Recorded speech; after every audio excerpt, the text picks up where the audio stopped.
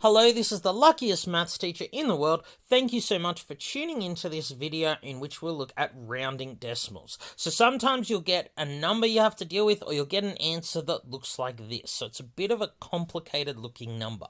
So a decimal has a whole number part, and then it has this thing here, which is part of a number. So decimals are often easier ways to write fractions. But this is a complicated number with lots of numbers after the decimal point. If I wanted you to remember this number, it'd be pretty hard to do. And in reality, we're rarely ever going to need to remember a number with lots of decimal places. So when we round decimals, what we do is we find a number that's very close to this number, but it's easier to use. It has fewer decimal places. So what I'm going to do is I'm going to round this number here. So I'm going to take this number and round it to different numbers of decimal places. Each time I'm going to use this rule. So the rule when you're rounding decimals is you go to the next decimal place, the next one along from the one that you're interested in, and you use the rule 5 or more raise the score, 4 or less leave the mess. So let's look at rounding this number here to the nearest whole number, which is the same as 0 decimal places. So if I'm interested in 0 decimal places, I go to the first number after the decimal place. The first decimal place is 8. 5 or more raise the score, 4 or less leave the mess. Well, 8 is clearly 5 or more. So what I do is I raise the score. I increase the previous number by 1. So to the nearest whole number, this will be 13. Now note 13 and 12.82975114, these two numbers are not equal. This one is a little bit higher than this one. But this is the closest whole number to this. 13 is close to this number, but 13 is just a lot easier to work with than this number here. Okay, so let's now raise this number here to the nearest tenth or to 1 decimal place. These two things mean exactly the same thing, because the first column after the decimal point is the tenths column. So raising something to the nearest tenth is the exact same as raising it to 1 decimal place. So I'm interested in 1 decimal place. So what I do is I go to the next one. I go to the second number after the decimal place. So the rule is 4 or less leave the mess. This is 4 or less. So what I do is I leave the mess. I just write 12.8. I don't round anything up. I just leave it as it is because this 2 is less than 4. So this number here is the closest number that has only 1 decimal place to this number here. These two numbers very close. This is easy to work with. So nearest hundredth or 2 decimal places.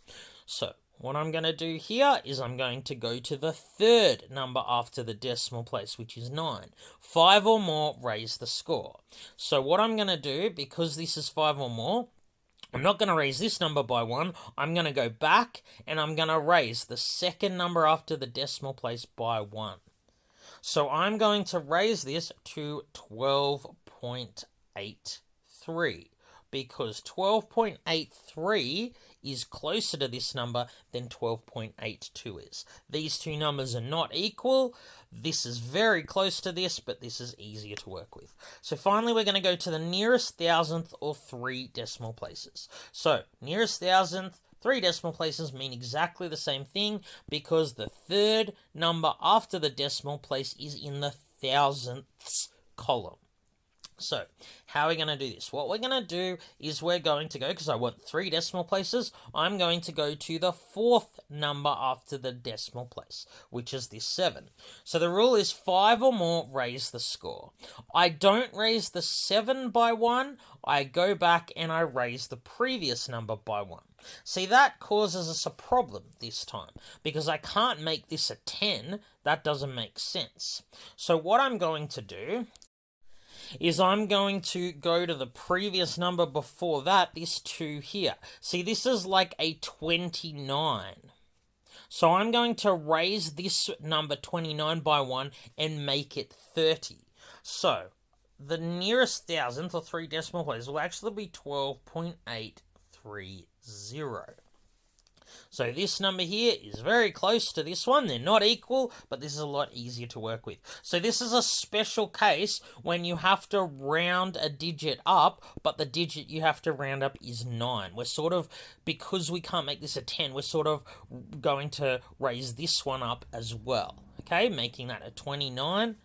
Raising it up by 1 to get 30. So just note, this probably sounds like a really obvious fact, but if it says round to the nearest whole number, your answer needs to be a whole number.